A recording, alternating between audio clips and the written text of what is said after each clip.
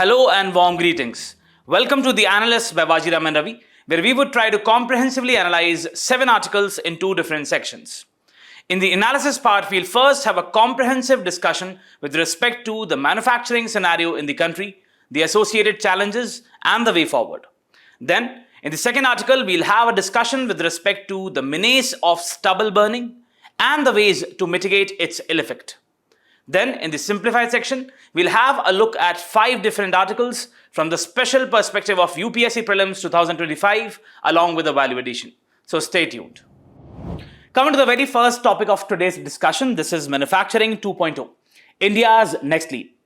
In the last 2 decades, there has been a transformational change with respect to global manufacturing landscape. That is, there has been a paradigm shift towards high-end technological manufacturing. And if I were to tell you the 3 most important characteristics or attributes of global manufacturing landscape, these are number 1, technological sophistication, number 2, innovation-centric manufacturing, and number 3, complex global supply chains. Now, in this global environment, what is the status of India with respect to manufacturing? See, post-liberalization, that is post-1990s, definitely there was a rise in the overall manufacturing output. But if I compare the present status of India with respect to manufacturing with different countries around the world, it still has huge untapped potential. And there are various issues and challenges with respect to the manufacturing framework in the country. In that particular light, we have this editorial which has been published in The Hindu, written by a former IAS officer, who says in order to reignite the manufacturing in the country, we have to focus upon 3 very important aspects. The very first is the technical education, second is the core engineering, and third is innovation. See, what we are going to do today is we'll look at the manufacturing sector comprehensively.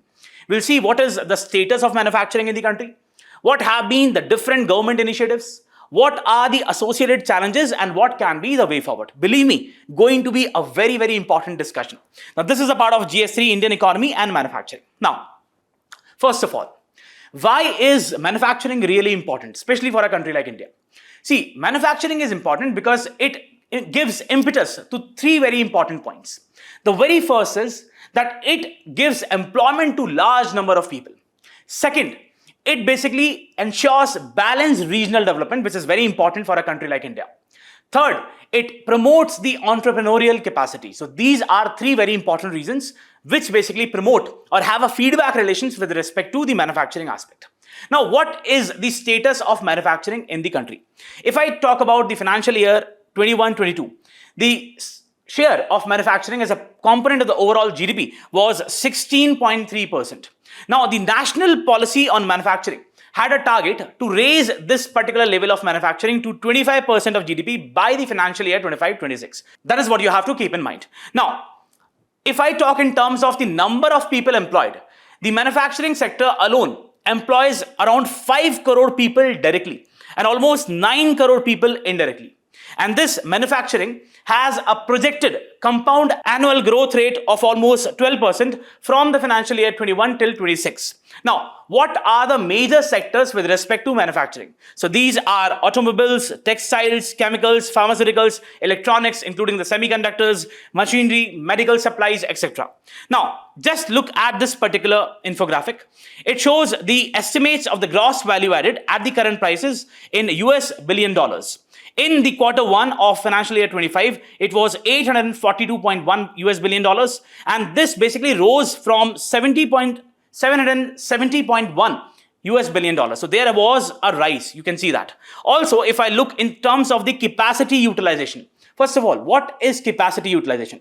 Let's say you have a particular firm which is capable of producing 10 units, but it is only producing 6 units. So what is the capacity utilization? 60%. So 40% is not being utilized.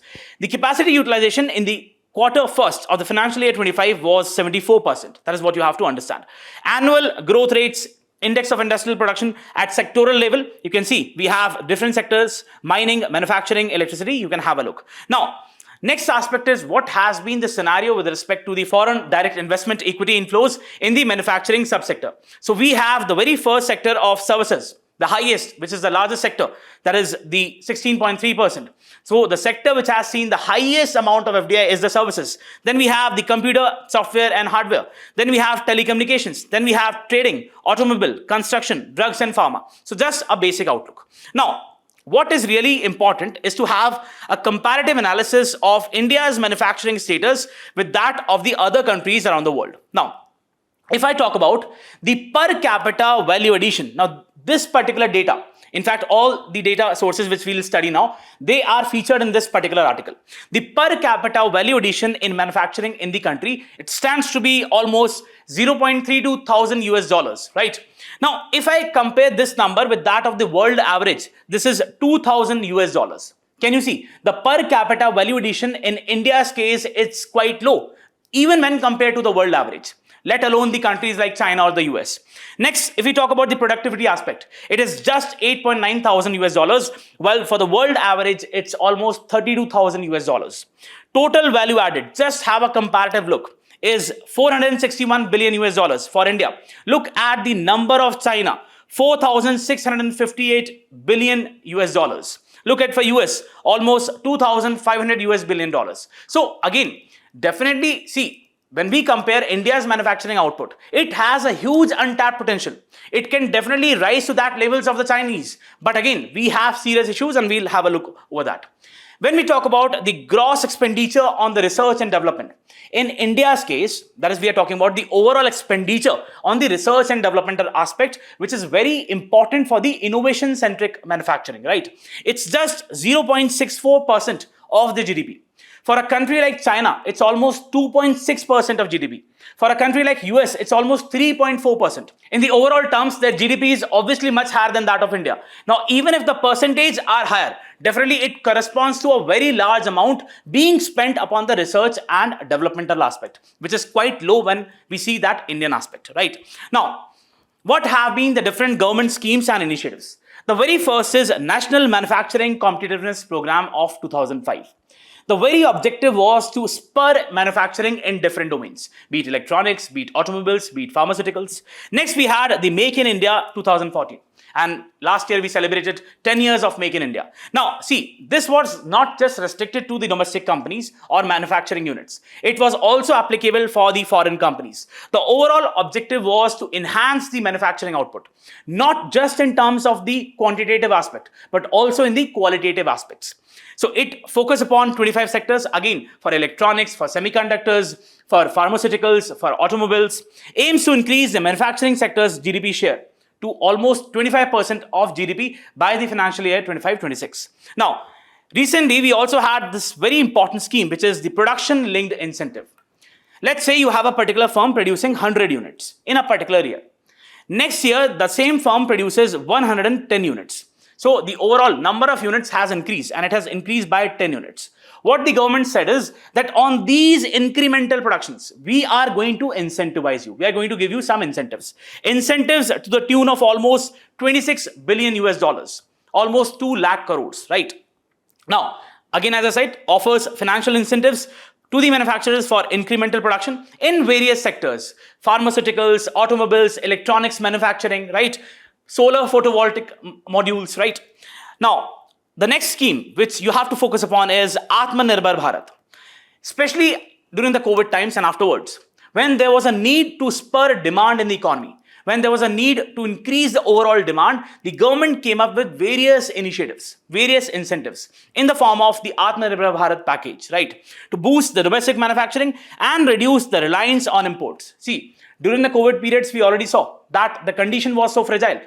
Different countries were dependent upon the Chinese imports, and there was a complete halt to import and export. So ultimately, it affected the overall manufacturing capacity in different countries, the overall production aspect, right? Especially in critical sectors. Now, what are the critical sectors? Let's talk about the defense aspect. Let's talk about the electronics manufacturing, including the smartphones. Or let's talk about the aspects of medical supplies. So these were the sectors which were focused upon in the Atmanirbhar package. So the package included almost 265 billion US dollars. Next, we had the National Policy on Electronics. The very objective was to make India a global hub of electronics, to increase the overall target to almost 400 billion US dollars by 25-26. Then we have the Skill India and Pradhan Mantri Kaushal Vikas Yojana. See, there is a specific skill set which is required by different industries.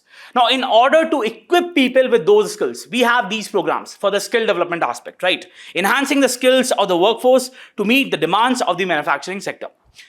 Then we have the MSME support schemes. See, let's have a discussion on this because this is quite important. MSMEs, what we call as the micro, small and medium enterprises, they are very important aspect of the Indian economy. If I talk about the contributions they make, they contribute almost 30% to India's overall GDP, almost 45% to India's overall export.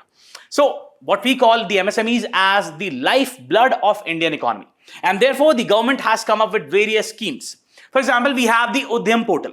Now, different MSMEs are registered on this Udyam portal. And once they are registered, they can have access to different schemes which are given by the government, right? They can access the benefits of different schemes.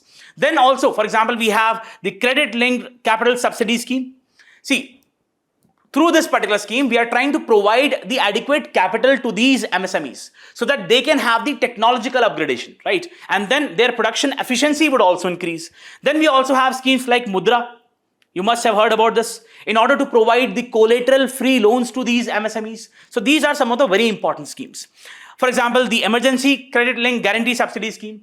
The very objective was to provide the credit guarantee to the tune of almost $40 billion, especially during the times of pandemic, where the overall objective was to reignite or reinvigorate these MSMEs so as to spur the demand in the overall economy, right? Other schemes have been Make in India to promote the indigenous manufacturing, Skill India, again, to boost the skills aspect, and National Manufacturing Policy. Now, very important aspect.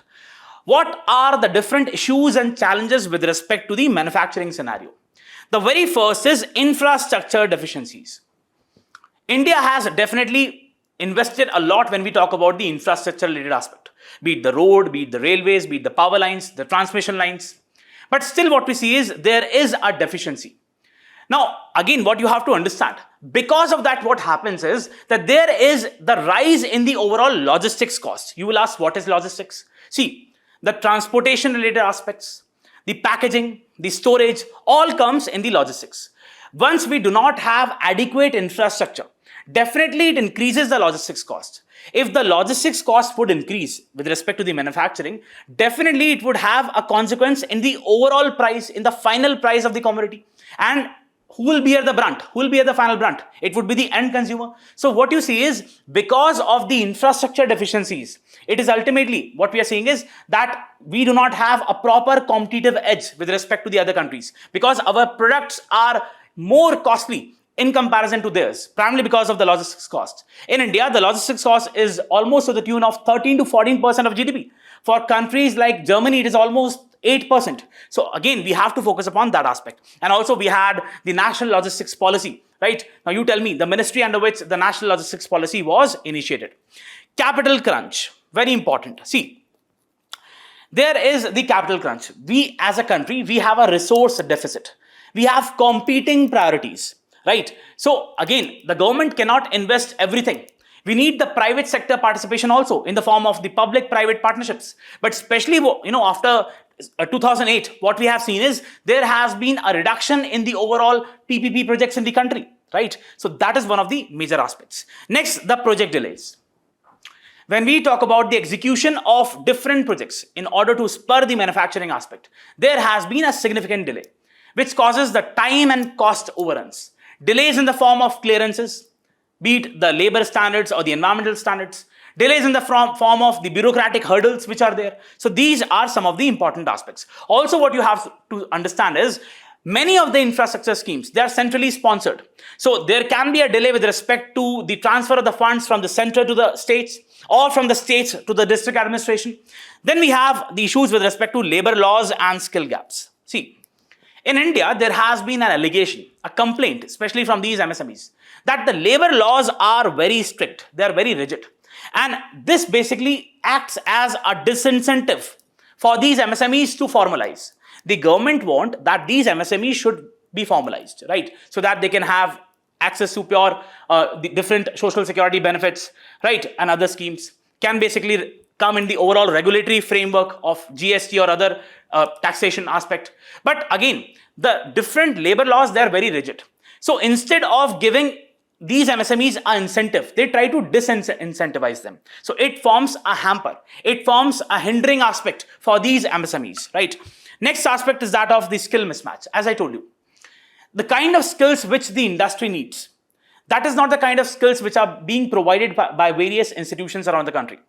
So we are focusing more upon the academic pursuits, academic grades. We are not focusing upon the pragmatic aspects, the practical application of those theories. So that is one of the very important reasons. Also, we have one of the data which says that in India, we only have 2% of the workforce having formal skills. Now, this number for a country like Japan is almost 68%. So you have to understand that. Again, what we are trying to say is that we have the World Bank. World Bank says that according to the kind of education system or the vocational system we have in the country, it would only be able to cater 25% jobs of the future, right? So we need to basically have a transformation with respect to the overall education and vocational aspect. That is what even the writer of this particular editorial has said. Next, we have the low technological adoption. There has been a limited adoption of advanced technologies. Why? Because of the capital crunch. These manufacturing units, they do not have the adequate capital, not even the working capital, let alone the capital in order to increase or integrate technology. See, imagine if you integrate or incorporate different technologies. For example, let's take the case of blockchain. Now, if blockchain is integrated into the overall supply chain, it would increase the efficiency of the overall supply chain. It would make the whole production process more efficient, but that is not there, primarily because we do not have adequate capital with us, right? There's a capital crunch. And again, we need these technologies in order to compete with different countries around the world. India ranked 39. Definitely, India has improved when we talk about the Global Innovation Index. But still, it has a huge potential. That is what you have to understand. Do mention in the comment section that which is the agency which basically publishes the Global Innovation Index. Next aspect is the complex land and regulatory issues. When we talk about establishing different specific areas for the manufacturing, what we call as different zones, you must have heard about national manufacturing zones. So there is this aspect of the land acquisition which is involved. In a country like India, when we talk about the land acquisition, there are different issues, which is primarily the onus of the state government. For example, we can have the farmers' protest, or we can have the protest by different sections of society. So this causes a delay in the overall project execution, and ultimately it's the overall manufacturing gets affected, right? There are hurdles with respect to the land acquisition. Then we have the numerous regulatory requirements. See, we have these manufacturing units who are already having the resource crunch, do not have the adequate resource. Now they have to abide by certain regulatory requirements. For that, they have to devote a lot of their time, a lot of their resources. So ultimately, it affects their core business activity. They're unable to focus upon their core business aspect. So that is one of the very important concerns. Next, we have high cost of capital. I've already told this, that in a country like India, particularly when we talk about the MSMEs, they do not have this aspect of affordable and timely credit. And they have to depend upon the informal sources, which charge the exorbitant rate of interest. So also according to the Reserve Bank of India, what it says is that only 16% of the MSMEs in the country can access timely and affordable credit from the traditional sources. Only 16%. That is what you have to understand. So they have to depend upon the informal sources. Now, ultimately, when they would not have the enough money, they would not be able to integrate technology, because technology requires money. You need to have that money in order to, let's say, I want to make the whole supply chain autonomous. I want to involve robotics in the manufacturing process. So I need money for that, but that is not available. Next aspect is global supply chain disruptions, especially after COVID-19. See, before COVID-19, the situation was most of the countries around the world, they were intricately linked with the supply chains of China. They were more or less dependent upon the overall raw materials or the finished products which are coming from China. But after COVID-19, different countries realized that how risky this particular situation can be. And you must have heard about a particular initiative, which is Supply Chain Resilience Initiative. You tell me the name of the countries which participated in this. In order to have a diversified supply chain, we focus upon this particular initiative. The overall objective is to make the whole supply chain diversified so that we are not overly dependent upon a particular country, upon a particular region. That is what you have to understand. The COVID-19 pandemic, availability of raw materials and exports, it was compromised. Then we have this aspect of environmental and sustainability challenges. See, in order to make the whole manufacturing process or the whole manufacturing supply chain more green and clean, you have to make the whole process more efficient. You have to integrate technology. Just before a few days, we talked about the emission intensity of GDP. I'll try to explain. Let's say we have a particular firm producing 10 units of a particular commodity. Now, in that process of production, it emits, let's say, 1000 kgs of CO2. Now, it tries to integrate technology in order to make the whole process more efficient. And let's say the same 10 units now produce 600 kgs of CO2. So there has been a reduction from 1000, the emission, the 1000 kg of CO2 to 600 kgs. We have made the whole process more efficient, more clean.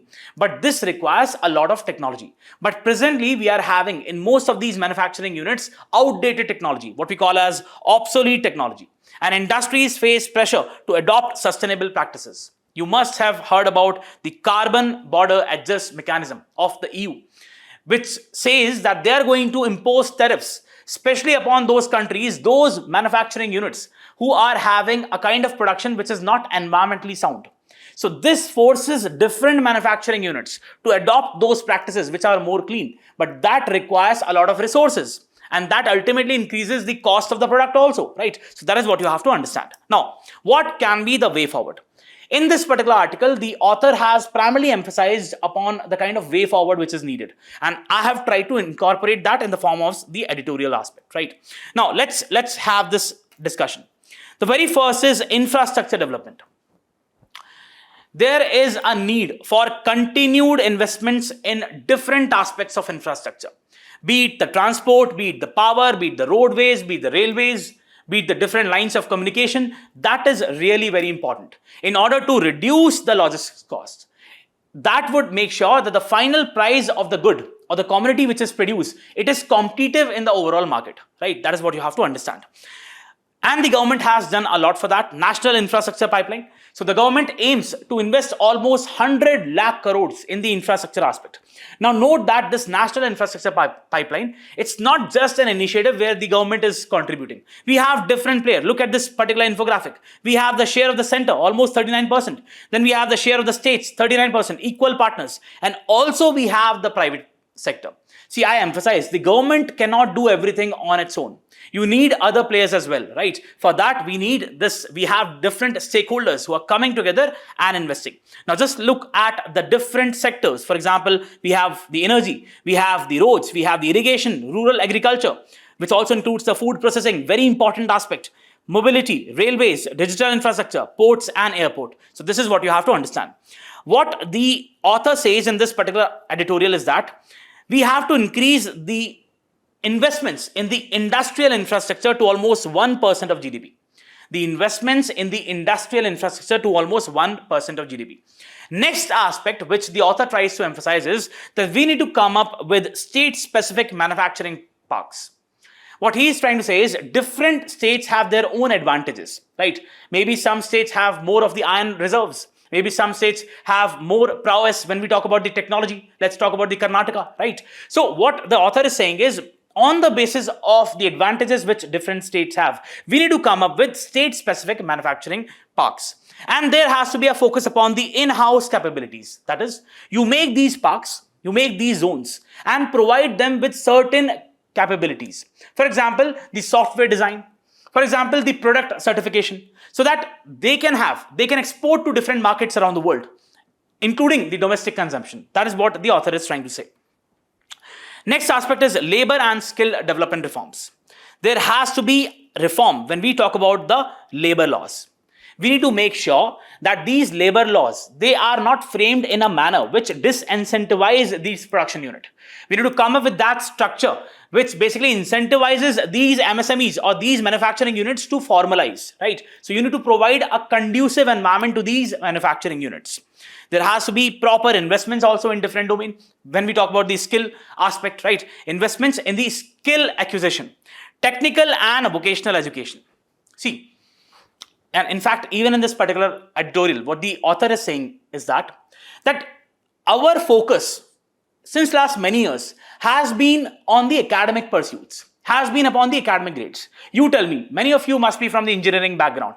You tell me that after you complete your engineering, how much of the portion which you study, the theoretical aspect, you are able to apply. So that is one of the very grave concerns. In one of the best in different colleges around the world, the institutes which are performing best when we talk about the application related aspect, they focus upon the pragmatic aspect, the practical aspect. They definitely focus upon the theory, but they also try to apply those theories in different domains. That is what you have to do in India also, right? So we need a definite, there has to be a proper overhauling of the technical education, especially when we talk about electrical engineering or electronics engineering, the computer science in different aspects, so as to meet the demands of the Indian economy, so as to meet the demands of Industrial Revolution 4.0, which is based upon some of the very important technologies, be it the artificial intelligence, be it the cloud computing, be it the blockchain technology, right? So we have to keep these things in mind. Again, what we are witnessing, as told at the start of the discussion, that there has been a fundamental shift. There has been a fundamental shift when we talk about the manufacturing aspect. Now we are not just manufacturing crude items, crude in the sense very basic items. We are now focusing upon high-end technological manufacturing, and that requires proper skills with respect to the people. And for that, you need to give them those skills. You need to teach them different technologies, which is the need of the hour. Also, we need to come up with advanced laboratories so that they can focus upon different aspects of 3D printing, for example, right? They can come up with different prototypes, and then those prototypes can be nurtured, right? That is one of the aspects. Then there's a need for technological upgradation. As I told you, Industry 4.0 technologies, different technologies, cloud computing, storage, data centers. Data centers, you must have heard about data centers. They are one of the very important aspects when we talk about the cloud computing, right? So they need to be established and invest in the overall research and development. We already saw that the research and development, the gross expenditure in India, it's almost 0.65%. For a country like China, it's almost 2.6%. For a country like US, it's almost 3.4%. Just imagine. So we have to increase this gross expenditure on research and development to almost 2% of GDP. Very important, right? And see, again, we cannot just say that it's solely the responsibility of the government. Private sector also needs to come on board. Also, as said by the author in the editorial, that we have had different zones in the world, different places, for example, the Silicon Valley or the East Asian economies, who primarily developed because they focused upon skill acquisition. They tried to provide that kind of skill which industry needed to their people, right? Especially the young demography. So we also need to do the same. Then strengthening the MSMEs, very, very important. Why? Because as I told you, they are the lifeblood of the Indian economy. We need to provide them timely and affordable credit. We need to provide them credit so that not just for the working capital, but also for technological upgradation. We also need to make sure that we make the labor laws more conducive for them. We also need to make sure that we provide the adequate social security benefits to the people who are working in these MSMEs. That is what you have to understand. Affordable credit and support. Incentives to formalize. Also, the editorial says that we need to also focus upon the manufacturing startups. There are many brilliant startups which have brilliant ideas, but they do not have the adequate resources. They do not have the access to the incubators, accelerators, or the mentors. So we need to give them all these things, all these wherewithal. The necessary provisions need to be made with respect to these startups, the manufacturing startups. Then streamlining the regulatory process. Again, we need to simplify the regulations. Why? Because if we'll simplify the whole process, it would make sure that the production is more efficient. It would make sure that the costs are lowered. It would make sure that our commodity, the kind of commodity which we are producing, it is competitive in the overall world, right? And land acquisition processes. Streamline the land acquisition processes. Make sure that you have a specific framework with respect to the land acquisition, where you consider the needs of different stakeholders, be it the farmers or the other stakeholders. Very important. Plug and play model. What we can have is a particular setup. Let's say you are creating a particular environment, a particular zone where manufacturing would take place. Provide the plug and play model. What is this plug and play model? This means that we have a pre-established scenario where we are providing the infrastructure and basic services. It's already established. The enterprises who are coming here, they need not to spend upon those aspects. It's already established. The government has provided all the necessary wherewithal which is required for the production, the plug and the play model. So this is very important. Focus upon the exports in order to earn the forex earnings. Very important for a country like India. We have to be, as China is export-oriented economy, we also need to focus upon the export aspect, right? Export hub and negotiating FTAs, as we'll also discuss today, that India is coming up with different free trade agreements with different countries around the world, especially the European countries or the developed countries. Now, this would make sure that we increase our exports to these countries around the world. And definitely India has been doing so. Key markets. Editorial also says that there has to be a focus upon the high-tech products. Not just the basic textiles or the other aspects, pharmaceuticals. We also need to focus upon high-end electronics exports. So you must have seen that in India we have in Noida, one of the largest smartphone manufacturing units. For example, in Gujarat, we have set up the semiconductor fabrication plant. So again, what we are saying is we also need to focus upon the high-end technological products exports, right? Sustainable manufacturing, very important. We need to basically incorporate the aspect of green manufacturing, green technologies. You must have heard about the perform, achieve, trade. And just before a few days, we talked about the carbon credit mechanism. What it says, that we need to reduce the emission intensity of GDP, as I just told you. Now, how to basically reduce the emissions with respect to a particular firm? Say a particular firm is producing X amount of emissions. Now, with time, we need to reduce the emissions from X to certain level. How to do that? By incorporating technologies. Now, the government needs to make sure that it provides those technologies to these firms. For example, let's say we have the scrubbers in the overall manufacturing plant, or the flue gas desulfurization units. So they must be provided. Different technologies which try to reduce the emissions, they must be provided, or subsidies can be provided. Sustainable practices. So be it the perform, achieve, trade. Now, it is being implemented by the Bureau of Energy Efficiency for the energy intensive industries. You tell me under which ministry the Bureau of Energy Efficiency comes, and also tell me whether it's a statutory body or not, right? Energy efficient production. We need to focus upon that so as to make the whole process more efficient. So as to make sure that the whole process is not emitting a lot of pollutants. Carbon credits, as already told you. So what we are saying is, see, again, understand, manufacturing is something which is very, very important. Also, in order to become real, what we call as Mr. Prime Minister says that we are the Vishwaguru. We are on the track to become a Vishwaguru. So we have to also gain that advantage with respect to the manufacturing output. We need to make ourselves ready with respect to or in comparison to the countries like China or US. So we need to focus upon the technology. We need to make the whole process more green, more efficient, right? So these are the aspects which need to be incorporated into the overall manufacturing. Let's have a particular mains practice question. Though India is witnessing continuous growth in the manufacturing sector, some issues still retard the realization of its true potential. Elaborate, 15 marks, 250 words. Also, we have a particular PYQ which says, account for the failure of the manufacturing sector in achieving the goal of labor-intensive exports. Very important aspect. Suggest measures for more labor-intensive rather than capital-intensive. Why we are focusing upon this? We in the country, in India, have a labor surplus scenario. So we need to utilize the labor effectively, right? So you can possibly try this answer and definitely try to write an answer with respect to this practice question. And yes, if you're liking the initiative, do not forget to press the like button and also let us know in the comment section. Let's go to the next topic. Coming to the next topic, this is with respect to the menace of stubble burning. As we approach winter, especially in the months of October and November, in the Delhi NCR region, what we observe is that there is the rise of the air pollutants and overall air pollution. And this has serious impacts on the human health, serious health implications, especially when we talk about the children. Now, one of the most important reasons for the air pollution during those times is the menace of stubble burning. In that regard, we have the Commission for the Air Quality Management, which has basically given a 19-point plan which has to be abided by the adjoining states of Delhi, of Punjab, Haryana, Rajasthan and Uttar Pradesh, so as to make sure that we eliminate the stubble burning. So what we'll do today is we'll see first what this particular body is all about, CAQM, what is stubble burning, what can be the different alternatives, what are the consequences with respect to the stubble burning and what can be the way forward.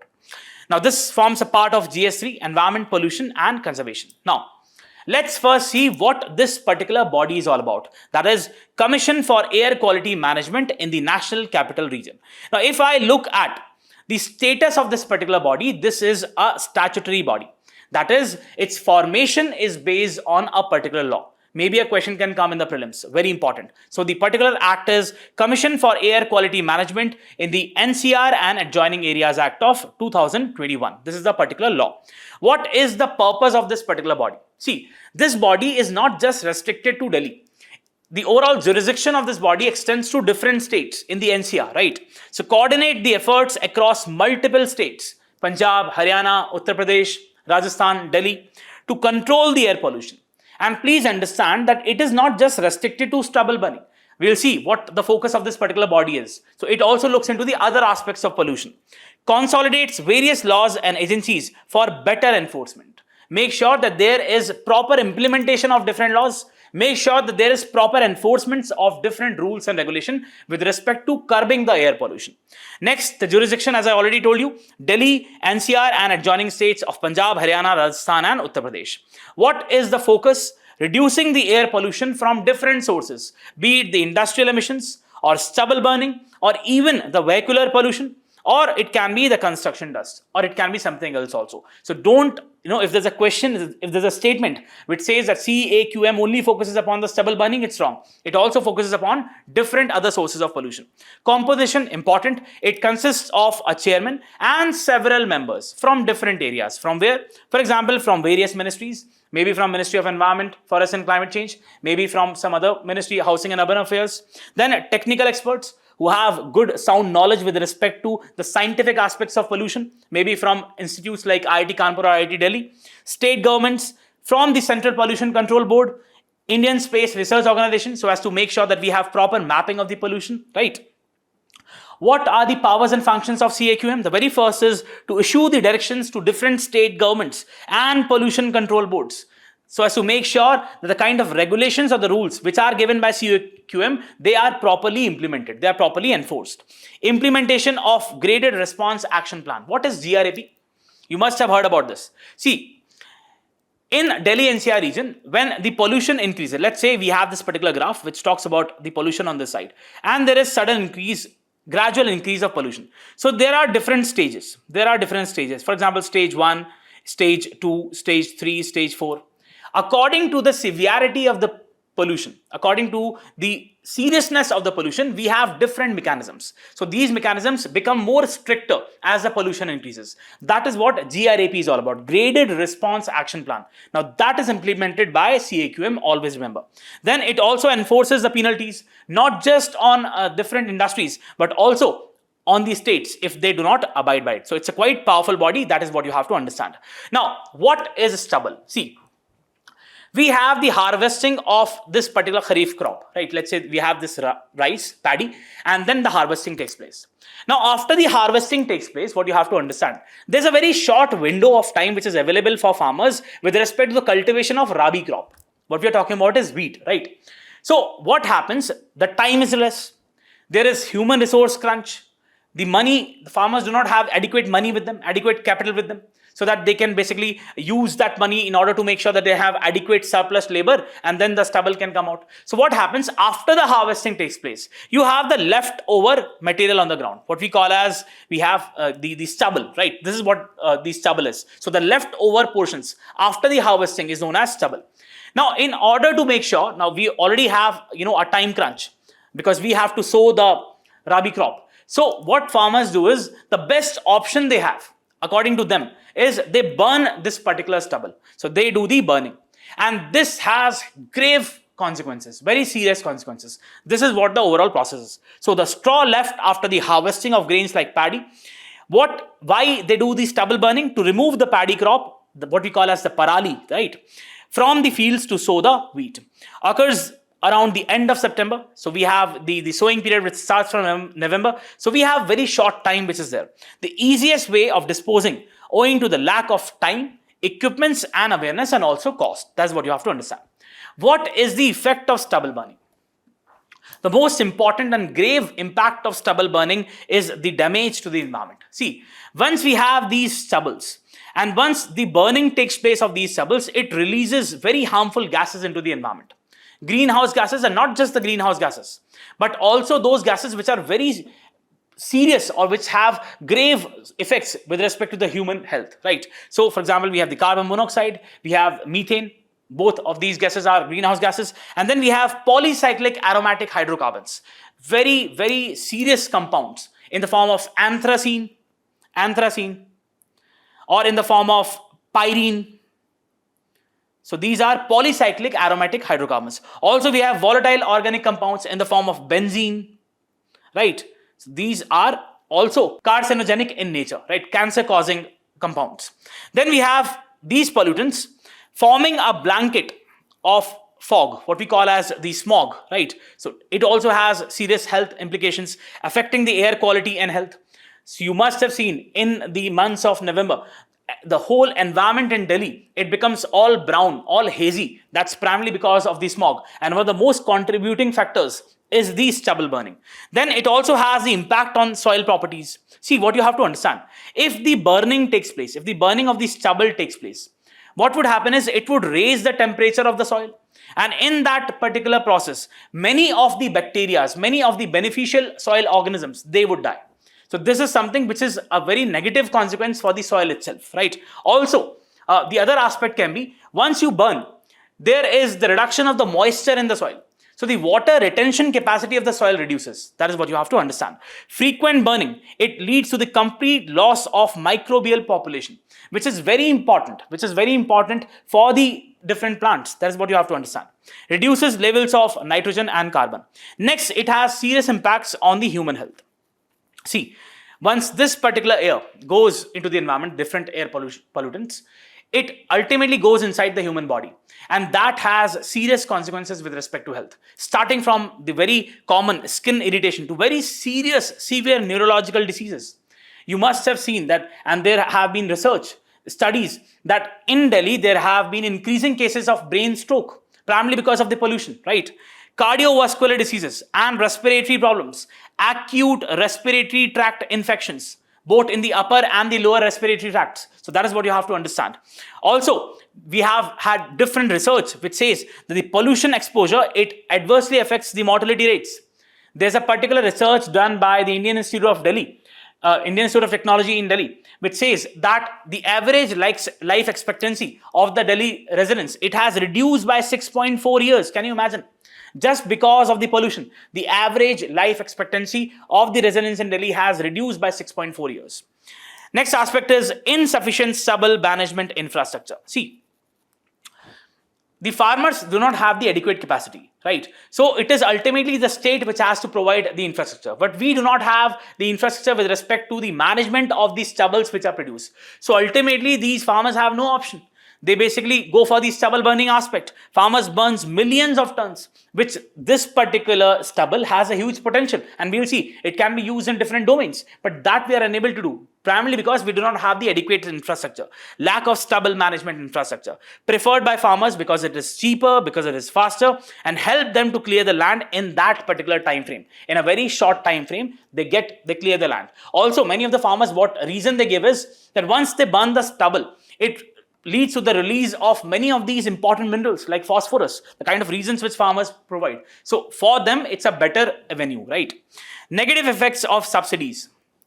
How can we correlate the increasing subsidies with respect to the menace of stubble burning? See, different states, especially since Green Revolution, they started giving different subsidies, the power subsidies for the electricity, for the water, for the fertilizers, for the pesticides, ultimately so as to make sure that the overall production increases.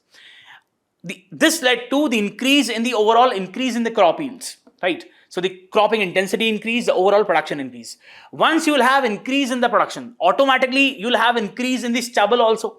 And once you will have increase in the stubble, there would be more events of stubble burning, right? So what we see is that there is a direct correlation with respect to the subsidies provided by the government and the increase in the overall stubble burning. Easier access to credit led to substantial increase in crop yields and agriculture productivity, exacerbated the stubble burning aspect. Now, alternatives to stubble burning. The very important is the bioenzyme PUSA by the Indian Agriculture Research Institute. What is that? See, this is one of the very important solutions, a very good solution for the stubble burning aspect. What happens? That in this process, you have the spray of this particular enzyme. It's a particular enzyme. And then this particular enzyme starts to decompose the stubble, which is there on the land. And once it starts to decomposes, it then converts into manure. And then ultimately it increases the fertility of the soil. So it's something which is converting the stubble, the dry stubble, into the manure for the soil.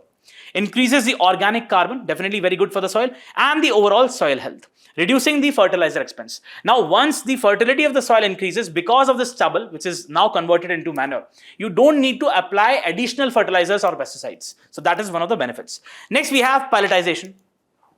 What we can do is we can basically convert this paddy straw. We can dry them and then mix with the other sources like coal and convert them into pellets. Now, in addition to coal, they can also be used in order to have the requirement for the heat, right? So we have different industries. We have coal-fired plants. Over there, in addition to the coal, we can also use these pellets of paddy, right, through the process of pelletization. So very important for different industries or thermal power where there's a requirement of heat. So it would not only save the coal. So initially you are using X amount of coal. Now with the addition of these pellets, you would reduce the overall requirement of coal would reduce. So ultimately there would be less emissions also. It would be good for the overall environment. Next we have the happy seeder. You must have heard about this. In happy seeder, what happens is it's a tractor mounted machine, and this particular machine, it cuts and lifts the rice straw and then sows the wheat and then deposits that particular straw as mulch.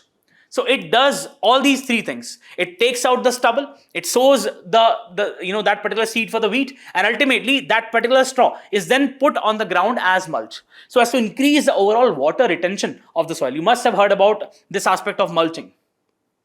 Read about it. Right? Next we have different models adopted by different governments. So you must have heard about a particular model which is very prevalent in the state of Chhattisgarh, what we call as the Gauthan's model. In this particular what we do is that we collect this parali or stubble, and this parali or stubble is then managed. It is then converted into organic fertilizers by mixing the cow dung with natural enzymes, and then that is basically given to different farming community. That is what Gauthan is all about. Then we have the additional alternative use. We can basically use this particular stubble for different uses. For example, as cattle feed, as compost manure by converting into compost, right? Roofing in the rural areas so as to protect from the thermal heat, right? Packing materials so as to make the whole process. In fact, many of the e-commerce platforms, they are now switching to more sustainable and more recyclable options, right? So we can also use over here papers and bioethanol, very important, in order to make sure that we have proper ethanol blending, right? So what we call as the bioethanol, that can be used. Now, what can be the way forward with respect to stubble burning? The very first is strengthened management with respect to the stubble. We have different schemes. For example, Mahatma Gandhi National Rural Employment Guarantee Act. We can use the labor used through the Manrega for better effective management of the stubble in the form of harvesting, in the form of composting. That would be a very good idea. Also for post-harvest management, right? So how to basically manage the stubble? We can utilize the labor, because farmers, what they say is that they do not have the adequate labor. And if they'll go for the other options for hiring the laborers, that would increase the overall cost, which they cannot afford, right? Incentives. You need to provide farmers with different incentives so that they can reuse and recycle their stubble.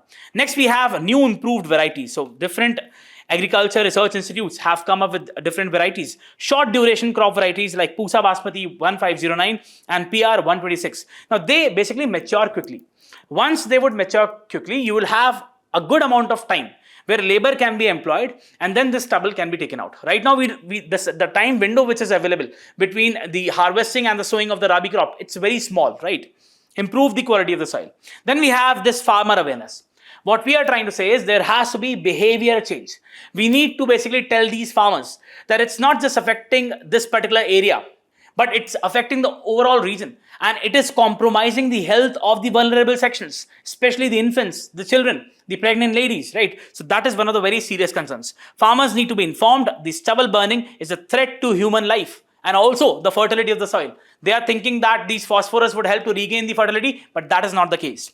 So they need to be encouraged to adopt the eco-friendly technologies. Also, as I told you in the beginning, that the 19-point action plan has been revealed by CAQM. This, for example, focuses upon setting up a dedicated parali protection force, then intensifying the patrolling to prevent the evasion of satellite monitoring of farm fires, mapping each of farm in all villages, optimal use of balers, rakers, among other machines for ex-situ management, plan machine movement based on harvest patterns, plan storage facilities, fix common procurement price. Then we have set up an online platform for real-time monitoring of crop residue. This is very important. Promotion of various government schemes, set up a pilot common paddy straw based boiler, use paddy straw pellets for co-firing in brick kilns, help citizen report the complaints on social media, then ensure the red entries and impose fines on violating farmers. So you can also have a reading of this. This becomes very important when we talk about the way forward. So again, what we're trying to say is that stubble burning is real threat to the human environment, the human health, the overall environment. Now, this is something which needs to be eliminated, and for that, the CAQM has come up with these guidelines. Let's have a mains practice question. Stubble burning poses multidimensional risks and need prompt corrective actions. Discuss 15 marks, 250 words. Do write a particular answer on this question. Let's go to the next section. Coming to the simplified section, we have the very first topic which talks about the India-UK Free Trade Agreement and the textile sector of India. Now, let's have the gist of the article. What the authors say is that recently we concluded the India-UK Free Trade Agreement, which grants India duty-free access to all the industrial goods. Now, this gives India, the Indian exporters, huge potential to export to the UK. Now, if I were to look at the status of India, the position of India with respect to the UK's trading partners, India stands at 12th position. And India exports various commodities, for example, engineering goods, to the UK. Now, what the authors are saying is one of the most promising sector with respect to the exports to the UK is the textile sector. But we have our own issues in the textile sector. The very first issue which the authors talk about is the dominance of the MSMEs, which we already talked about in the very first discussion of the mains. That we have a lot of MSMEs and they do not have the adequate technology, adequate credit. The second thing which they talk about is disjointed supply chain.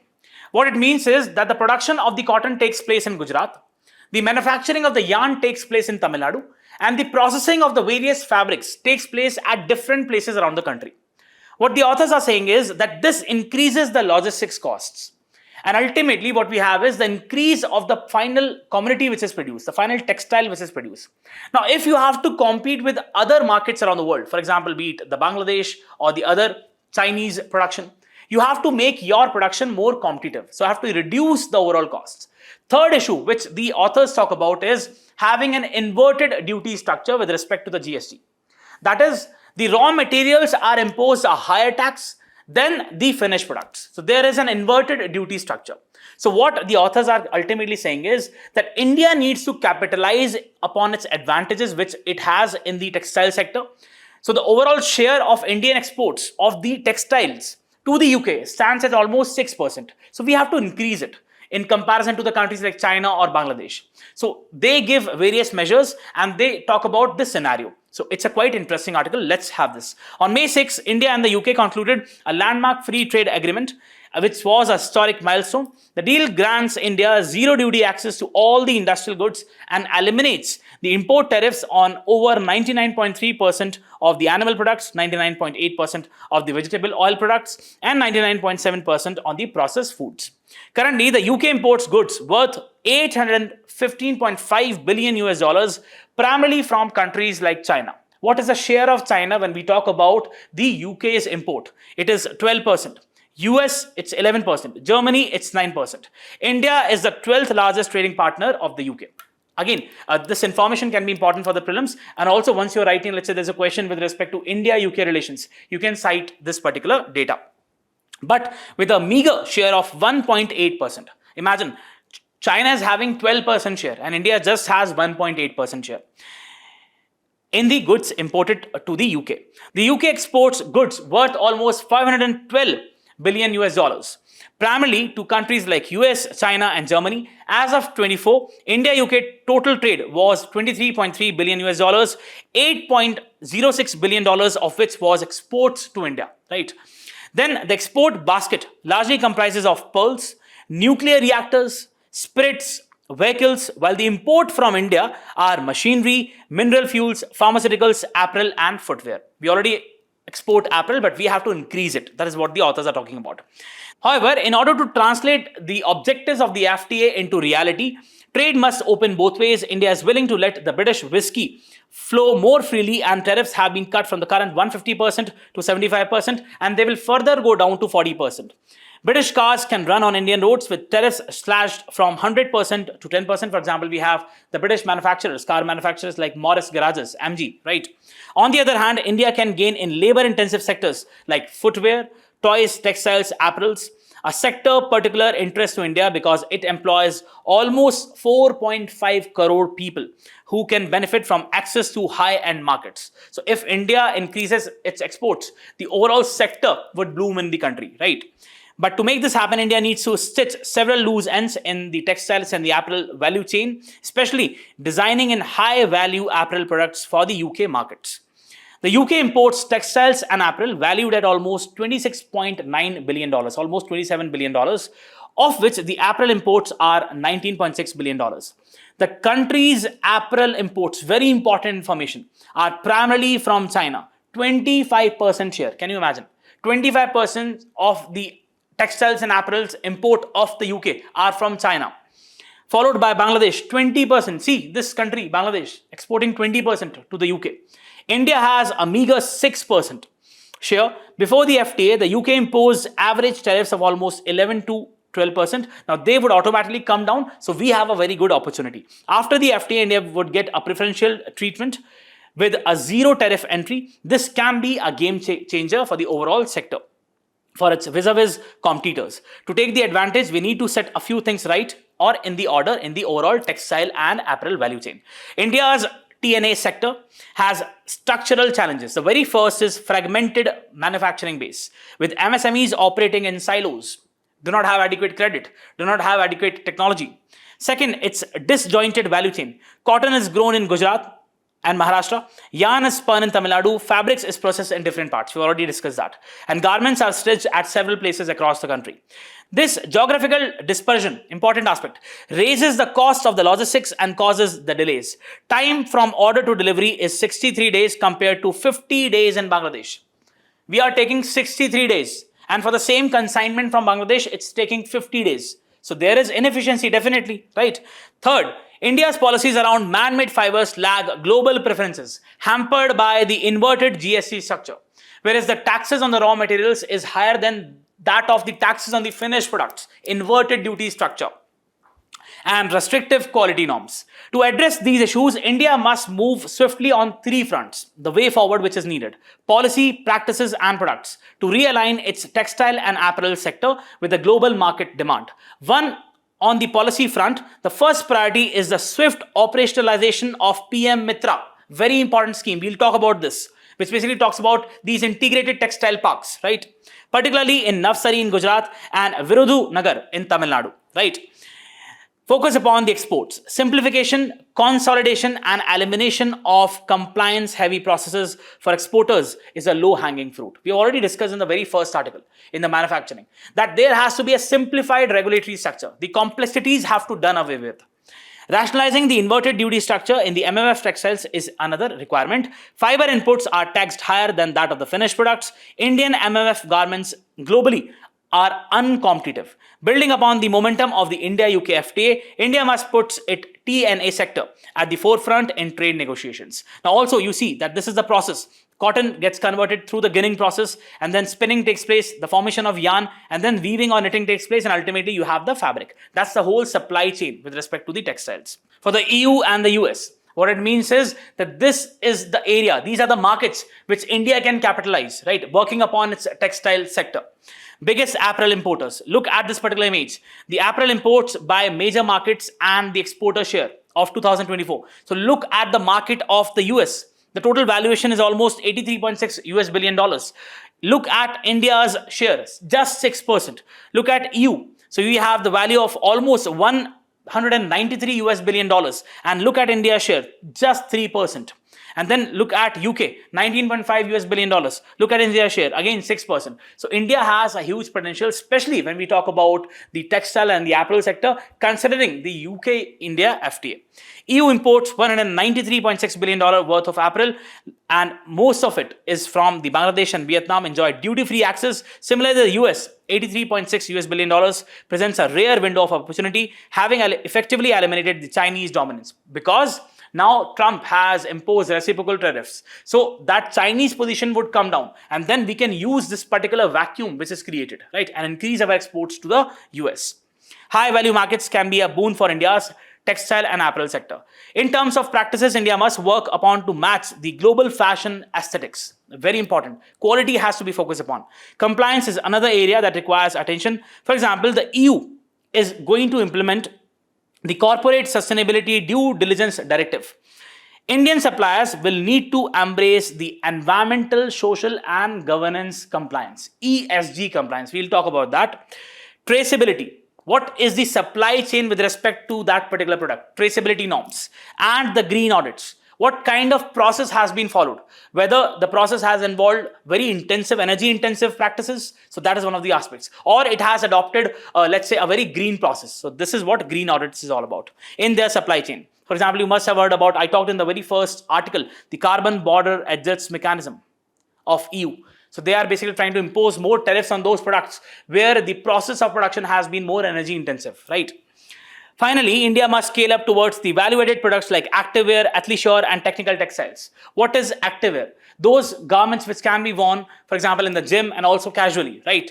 Or let's say athleisure. For example, someone is performing yoga and also wearing that particular garment casually. So that is athleisure. Then we have the technical textiles. Let's take the example of the airbags, right? So these geotextiles, for example, so these are all technical textiles, which are all dominated by the man-made fibers. Indian firms also need to invest in functional and performance fabrics and develop the capabilities to plug into the global retail supply chain.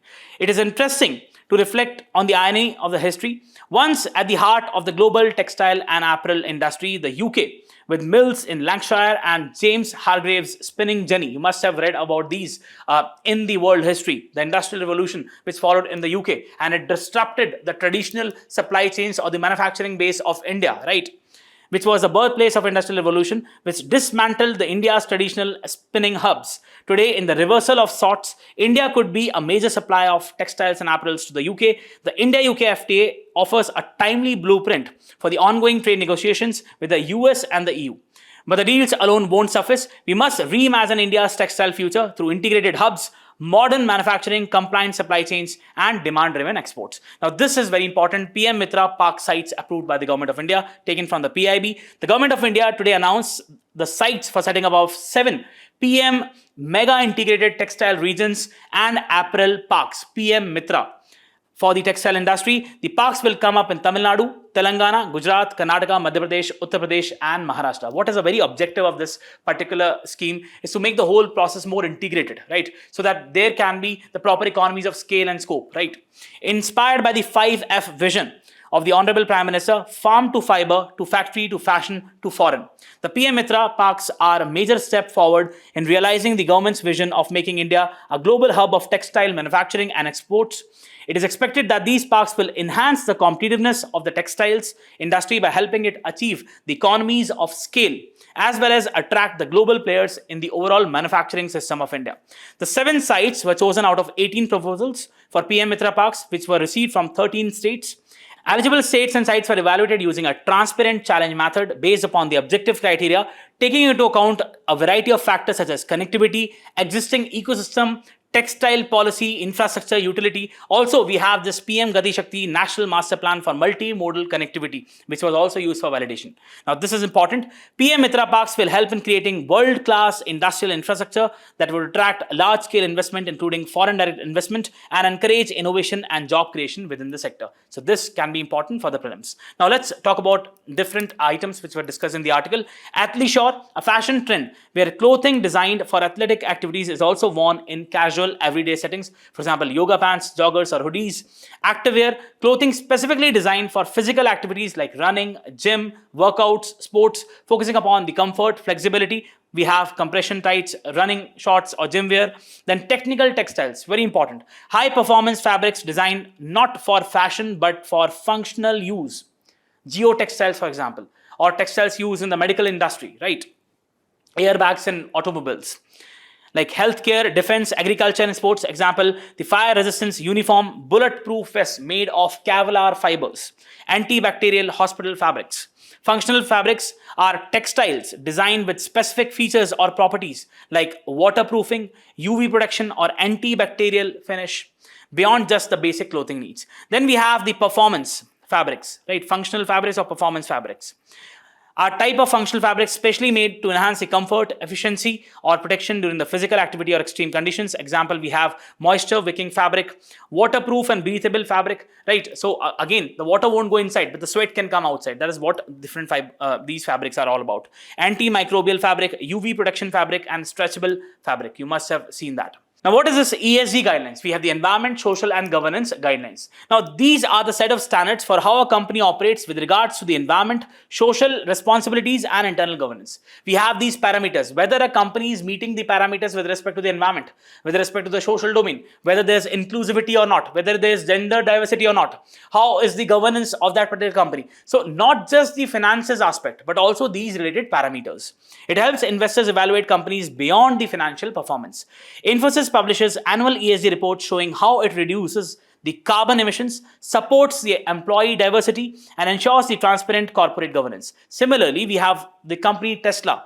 Is often cited for its environmental focus but gets mixed ESG scores due to labor and governance concerns. Then we have traceability. The whole supply chain is traced, right?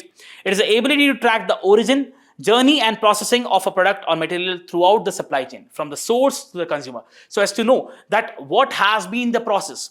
Is there a particular process which involved a sort of killing of animals, or it involved a particular activity which led to a huge emissions of polluting gases? So these are the aspects which are traced in this traceability norm. Amul uses the traceability system to monitor the milk from village level collection centers to final packaging, ensuring the quality and safety. In fashion, we have Adidas is tracking the sustainable materials like the recycled polyester used in shoes and other clothes. Then we have green audits. It is a systematic review of how an organization affects the environment. It identifies the areas where the resources can be saved, pollution reduced, and sustainability improved. So it's like an audit mechanism with respect to the environmental aspect, right? That what is the kind of process you're following, whether it's sustainable or not, or what can be the better alternatives. IIT Delhi conducts a green audit to monitor its water, waste, and energy usage, helping reduce its environmental footprint, the kind of damages you are making to the environment. Some Indian state universities also require green audits before the NAAC accreditation. You must have heard we have different universities which go for this particular accreditation, right? So this also uses the green audit. That is what you have to know with respect to this article. Let's go to the next topic. Coming to the next topic, this is with respect to the caste census. Now, we all know that the government has agreed to incorporate the caste enumeration when we talk about the census. Now, according to the author, this is very, very important. Primarily, in order to have a proper evidence-based policy making. See, we have different affirmative action policies taken by the state, where we basically give the reservation. But that reservation has to be based upon sound numbers. What the author is saying is that we have had many policies, for example, the socio-economic caste census of 2011. But that was not based upon a statutory law, right? So it and then gave a number of castes, almost to the tune of 46 lakh castes in the country. That is something which is practically, you cannot apply that. So what the author is saying is that we need to come up with certain changes in the census exercise, and he has given a way forward. But this is really very important. Also, he has cited the Justice G. Rohini Commission report, which says that we have almost 25 OBCs castes, other backward castes, who have cornered almost 10% of the benefits of the reservation for the OBCs. And we have almost 37% of the OBCs who have never got the benefit of the reservation. So there, the whole structure is very skewed. For that, we need to incorporate few of these steps. What the author, very simple article, but again, very informative. Counting castes is not the capitulation to identity politics. That is, you're not surrendering to the identity politics. It's a mirror to the lived realities of the millions.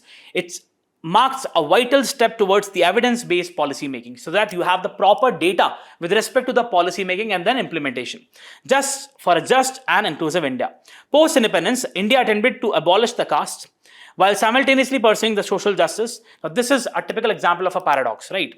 The two goals are fundamentally incompatible. The refusal to count the caste in the census was corollary of the policy of caste blindness. So that, see again, at one place what we are saying is that we are going to implement the affirmative action, but we are not counting the caste. It's all based on the surveys. It's all based upon the estimation. So that is something which is not a practical aspect. Constitution explicitly mandates the pursuit of social justice through reservations in education, public employment, and electoral constituencies, measures that require precise disaggregated caste. So if you have these reservation aspect, affirmative action aspect, you need proper data, right? Although the Constitution uses the term class, the Supreme Court of India has repeatedly ruled that the caste is a valid and often necessary proxy for identifying backwardness, and has insisted on the detailed caste-wise data to uphold the reservation policies. In 1955 essay, a particular essay which was written by Dr. Ambedkar, Thoughts on Linguistic States, Dr. Ambedkar denounced the omission of caste tables from the 1951 census as an act of petty intelligence. So he also wanted that there has to be a proper enumeration of different castes, right?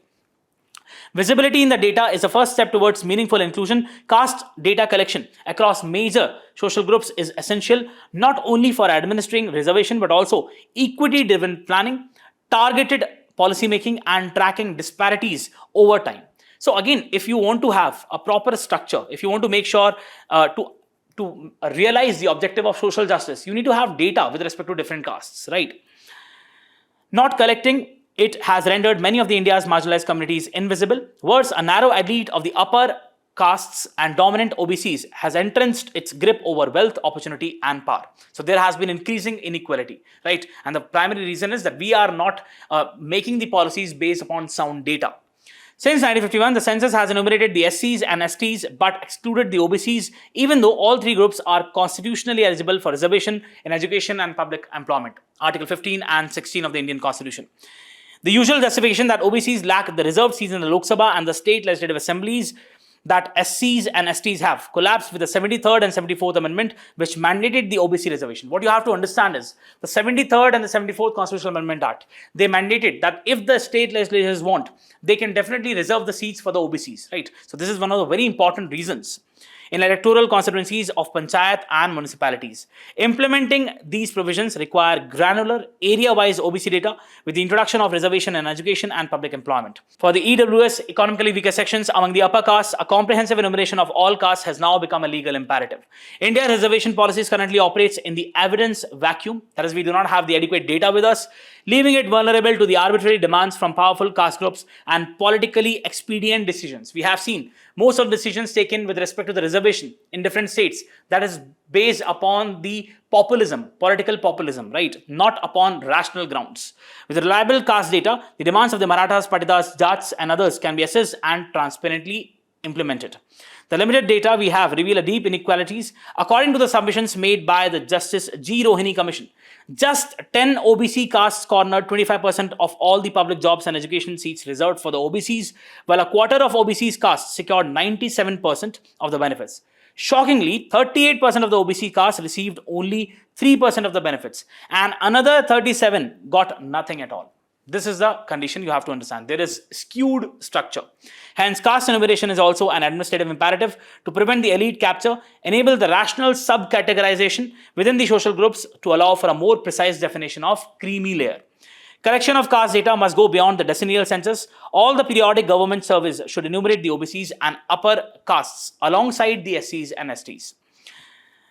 In 2010, the Parliament unanimously resolved to count the caste in 2011 census. The 1931 census recorded almost 4,147 castes. The Anthropological Survey of India has identified 6,325 castes, but the socio-economic caste census of 2011, it gave a figure of almost 46 lakh castes. Can you imagine? 46 lakhs, 4.6 million castes, and was never released. The SECC 2011 was not conducted under the Census Act of 1948 and lacked a legal authority. Second, it was conducted through the Union Ministries of Rural and Urban Development with no expertise for handling a complex socio-anthropological survey. Third, it's open-ended questions about the caste created confusions. Under-trained enumerators conflated the castes, aliases, subcastes, gotras, and ultimately we had so large number of castes. In contrast, the Bihar's caste survey enumerators were given a vetted list of 214 castes specific to the state with a 205th option for the other castes. The survey was well planned, well executed, and ultimately it was more credible. Blueprint for a successful caste census. What should be done with respect to the coming caste census? To avoid repeating these mistakes, these steps must be followed according to the author. First, a legal backing. Amend the Census Act of 1948 to explicitly mandate the caste enumeration and insulate the process with respect to the political expediency. Second, right institution. Entrust the exercise solely to the Office of the Registrar General and the Census Commissioner of India, not ministries. Third, a standardized questionnaire. Use close option questions with drop down. You cannot keep it open-ended. You have to be specific so that the caste numbers do not get conflated. It do not increase to the level of SECC, almost 46 lakh castes.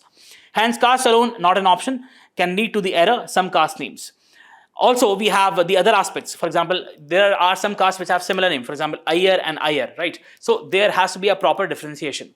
Fourth, state-specific caste list. Develop the drafts list in consultation with the state government, sociologist community. There has to be a stakeholder approach, what the author is talking about. Next, we have use a similar participatory approach for questionnaire design. Fifth, enumerator training, region-specific training sessions. Sixth, digital tools, handheld devices that are preloaded with the validated caste. Restrict the data entry with respect to the other options. Representative staffings. Ultimately, we have the independent oversight, and then we have the pilot testing. What we are saying is these enumerators who basically take the numbers, they need to be well trained. There have to be a proper digital structure, right? And again, there has to be the legalization of this aspect so that the political parties don't use as a sort of a political tool. In every census since 1951, the government has successfully enumerated nearly 2,000 castes and tribes under the SC/ST categories. Counting the remaining 4,000 odd OBCs and upper castes is doable and it's long overdue. So this is what the author is trying to say. Let's have a look at different aspects. Census of India. It's the official count of the population and collection of demographic, social, and economic data about the individuals in India conducted after every 10 years. Decennial census, what we call. 2011 census recorded India's population at 121 crores, provided data on literacy, on other social aspects, indicators, rural urban population, which help in planning and policy making. Therefore, what we are saying, we need robust data with respect to the caste also, so that we can implement those rational policies with respect to the reservation aspect. Statutory provisions governed by the Census Act of 1948, conducted by the Office of the Registrar General and the Census Commissioners under the Ministry of Home Affairs. Participation is legally mandatory. Then we have SECC of 2011. SECC of 2011 was a one-time exercise to collect the household level data on socio-economic status and caste. It basically was not legal, right? There was no legal backing. Data helped in identifying the rural household for housing different schemes, Pradhan Mantri Gramin Awas Yojana, right? Livelihood or health insurance using criteria like households with only one room and other aspects. Statutory provisions not governed by a specific law, conducted by the Ministry of Rural Development and Ministry of Housing and Urban Affairs. Data not legally mandatory. Caste data except for SCs and STs was not released officially due to reliability concerns. So this is what you have to understand, the census and the SSC. And again, what the author is saying is we need the robust implementation of the census through various actions which the author has tried to give. Let's go to the next topic. Coming to the next topic, this is with respect to a particular waste management model which has been adopted in the state of Kerala, known as Vrithi model. Now, this particular model can be emulated by different states primarily because of its good results. And again, the very base of this model lies in decentralized planning. So we'll have a look. Since October 2nd, 2024, Kerala has been aggressively advocating its latest campaign, Vrithi, meaning cleanliness of the body and mind. This campaign has involved everyone from all levels. Stakeholders are different, the government, the non-governmental organizations, and everyone. In a 5-day conclave of Vrithi 2025, the Clean Kerala Conclave, around 25,000 people participated. It was stated that the state had reached the formidable success in waste collection from the houses around 75%. So the waste collection is to the tune of 75%, and again, which was just 40% a year back. Kerala has achieved a certain standard of hygiene thanks to the various developmental factors. We all know that Kerala on the human development indicators performs very well. In the early days, the waste generated from the consumption, mostly organic, would mostly be put in the backyard of the same house, for example, as manure. However, post-liberalization, the materiality of production and consumption changed significantly. We know that the disposable incomes of the people have increased. Now they have switched to those sources which are non-biodegradable. And ultimately, the result is that there is the huge accumulation of the waste, and this is impacting the environment. So earlier we had this organic waste which was converted into manure. Now we have more of the non-biodegradable waste. Kerala rapidly being urbanizing society, both spatially and temporally, where the share of the agriculture in state's GDP is less than that of the 10%. Consumer behavior changed exponentially to a market-driven products. The materiality of these new products led to a situation where not only did the waste generated increase manifolds, but it also could not be disposed or absorbed. Started a spreading within the neighborhoods, right? A senior bureaucrat of the Kerala Solid Waste Management said that while she was appearing for the UPSC interview, she said that the very important objective of her is to basically make sure that the waste is minimized. During the UPSC interview, the foremost issue she wanted to resolve was the waste management. This continues to be the forefront issue for many of the aspirants. It is also to be noted that the basic principles of urban planning in the 17th and the 18th century emerged and evolved due to the health epidemic. For example, we used to have the plague and other aspects. So in order to avert these crises, we had incorporated the urban planning aspects, right? Health continues to be the important driver for urban reforms. What is being done? The spirit of personal hygiene had not translated into clean and hygienic public spaces. A high decibel campaign with strategic and context-specific interventions was planned by the government to make Kerala garbage-free. The name was Malinaya Muktam Nava Keralam. Sorry for the pronunciation if it's wrong. Connecting all the key stakeholders and agencies and working in the domain of the waste management. So ultimately, it's a stakeholder approach. You are integrating all the players. It's not just like a top-down approach where the government is implementing the waste management. Recent episodes of the drowning of the corporation sanitary worker, increasing dog bites, outbreak of zoonotic diseases, which are basically, the transition is from the animals to the humans, in the state has brought all levels of administration and various sectoral agencies to engage and collaborate with the respective local self-government. The need for clean and hygienic public spaces was understood as an imperative for healthy living in the state. Now, what the government did, while the Kerala government mobilized all the key stakeholders, the larger civil society also helped in unlocking many unexplored pathways. Ultimately, it's the stakeholder approach. Strengthening the Harita Karmasena, local government functionaries, locality-based campaigns, and art and cultural activities, encouraging a competitive approach within the local government to achieve the 100% garbage-free status, engaging children, youth, schools, colleges, and different groups. How it is different from Swachh Bharat Mission? Swachh Bharat Mission 1 and 2 are top to bottom basically missions. So they are making the policies and then they are implementing those policies on ground. They are deciding, those authorities are deciding how many toilets are to be built. It's not based upon the demand, it's based upon the supply side. That is what you have to understand. The Swachh Bharat Mission follows a framework where people at the top level decide how many toilets should be built, how many sewage treatment plants should be there, and what should be the status with respect to the waste treatment plants. It was and continues to be a supply-driven chain where cities try to fit themselves in that particular framework. Supply-driven. It has to be demand-driven, right? In Malinaya Muktam Nava Keralam campaign, on the other hand, is primarily for behavioral change where massive participation of the people is needed. Vruti Conclave was not speaking about the language of a particular technology and was the technology neutral, right? So it's not like we should implement this technology or that technology. It has to be technology neutral and a stakeholder approach. Importance mainly to the decentralized solutions while also giving back some positive features of the centralized solutions. Now, are the centralized or decentralized solutions better? Moving away from the binary of the centralized and decentralized form of governance in managing waste, the conclave emphasized lessons learned from the successes and failures of centralized and decentralized solutions. There can be a centralized model with its own positives and negatives. There can be a decentralized model with its own positives and negatives. What the conclave is saying is we need not to go with a particular model.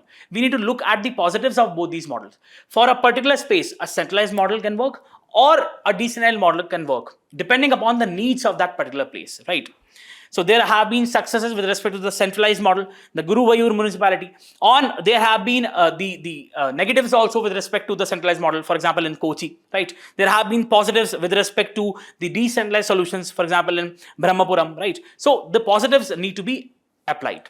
Phenomenal jump in the allocation of state government to the local self-government. However, the same could not be effectively deployed due to the huge gaps in their capacities. So there needs to be capacities also. If you are saying that we have to go with decentralized model, you need to make sure that there are adequate capacity at the grassroots level. They should have the adequate capacity to implement the project. Kerala Urban Policy Commission has recommended that the professionalization of the services is a key driver for attaining the success in the urban governance, including the waste management. What lies ahead? As of now, while there is a visible change, the pattern continues to be linear. The current campaign is driven by the state government. Will the trajectory continue? Extended producer responsibility laws need to be strengthened. EPR, where the producer is held responsible for the waste generation, not the authorities, right? These laws shift the responsibility of managing a product's waste to the producer, then the local government or consumer. There's also a need to break the current inertia. A behavioral change is also needed. Now, is building collectives important? Yes, people's collective is really important, have been built at various levels. This would include the institutions such as schools, businesses, enterprises. Again, we are emphasizing, it cannot be a top-driven approach. There have to be a stakeholder approach. Different stakeholders need to come on board, right? Be it the civil society, be it the government, be it the other institutions.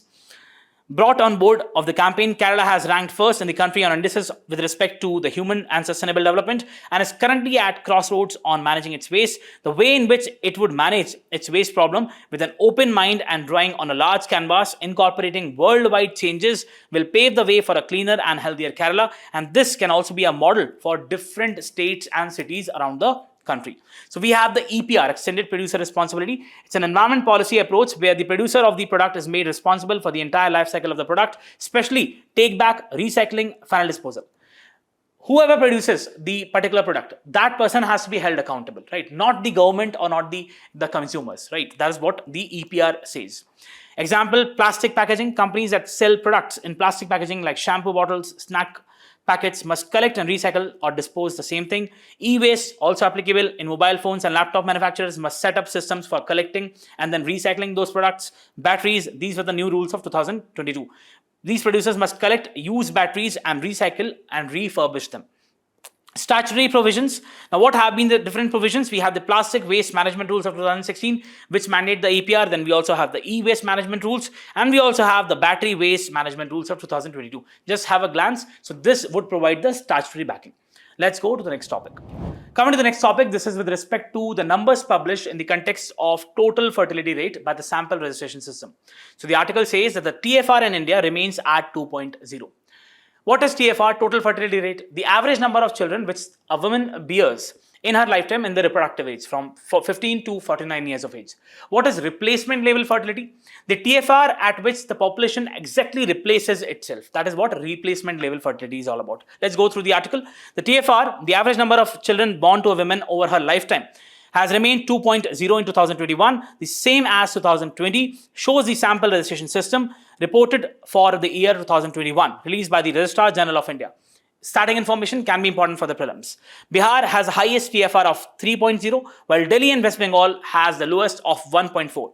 There had been a gradual decline in the share of the population in the age group of 0 to 14 from 41.2% in 1971 to 24.8% in 2021. The proportion of the economically active population between 15 and 59 years has increased from 53.4% to 66.2%, what we call as the demographic dividend, right? The population has gone up from 5.3 to 5.9% for the 65 plus age group and 6% to 9% for the 60 plus age group. During the 2024 interim budget, Union Finance Minister Nirmala Sitharaman announced a high-power committee to consider the challenge arising from the population growth and demographic change. So we thought that there is a kind of population explosion which is taking place. But now the numbers, what they show us, that there is a kind of a stability which has been achieved. Though the committee is yet to be formed, the announcement suggested that there has been a fast population growth in the country. However, the SRS data say the otherwise. A comprehensive pattern will emerge after the census is conducted, pending since 2021. This was last conducted in 2011. A census is usually counted every 10 years. The SRS is the largest demographic survey mandated to provide annual estimates of the fertility and mortality indicators. The survey was conducted with respect to 8,842 samples covering all states, about 84 lakh sample population. Kerala recorded the highest percentage of population in the age group of 60 and above with 14.4% of the total population. Tamil Nadu 12.9%, and then we have Himachal Pradesh 12.3%. Bihar has 6.9, Assam 7, and Delhi 7.1 have the lowest percentage of the population in the group of 60 and above. The mean age at the effective marriage increased from 19.3 years in 1990 to almost 22.5 years in 2021. It is noteworthy that the replacement level TFR, that is 2.1, has been attained at the national level. Now, this is important. SRS, Sample Registration System, it's a large-scale demographic survey conducted by the Government of India to provide a reliable annual estimates of the birth rate, death rate, and other fertility indicators. Who conducts? We have the Office of the Registrar General under the Ministry of Home Affairs based on Registration of Births and Deaths Act of 1969. Example, we have, for example, in 2023, the SRS data showed India's birth rate was around 19.5 per 1,000 population. TFR, I've already told you, refers to the average number of children a woman would have over her reproductive years, typically from 15 to 49 years.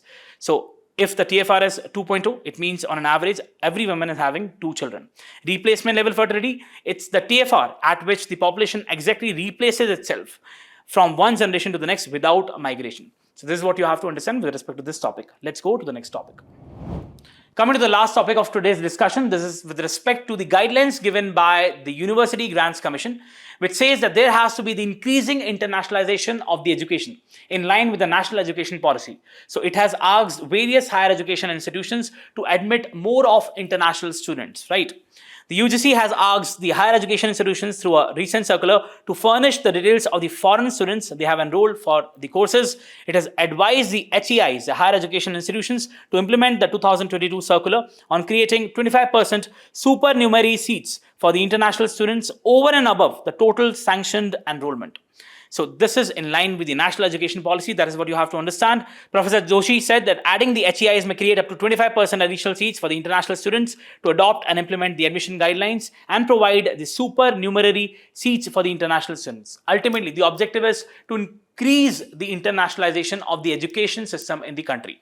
Now, the University Grants Commission is a statutory body which is formed on the basis of a particular law of the Parliament under the Ministry of Education, Government of India, responsible for coordinating, determining and maintaining the standards of education in the country, provides the recognition to various universities and colleges, gives the grants and funds to various education institutions, frames the regulation on quality, curriculum and faculty standards, ensures minimum standards of the educations are followed. So UGC recognizes institutions, for example, we have DU, Delhi University, JNU, BHU, may de-recognize also a university for violating the norms. It also funds and oversees bodies like National Assessment and Accreditation Council and National Eligibility Test for Assistant Professorship. Statutory provisions established under the UGC Act of 1956 passed by the Parliament. Important sections. Section 12 empowers the UGC to determine and maintain standards. Section 2 subclause F defines a university. Section 22 grants UGC the exclusive power to authorize degree awarding institutions. So this possibly a question in the prelims can come. So here we come at the end of the discussion. I hope you really enjoyed the discussion. All the very best. Thank you so much.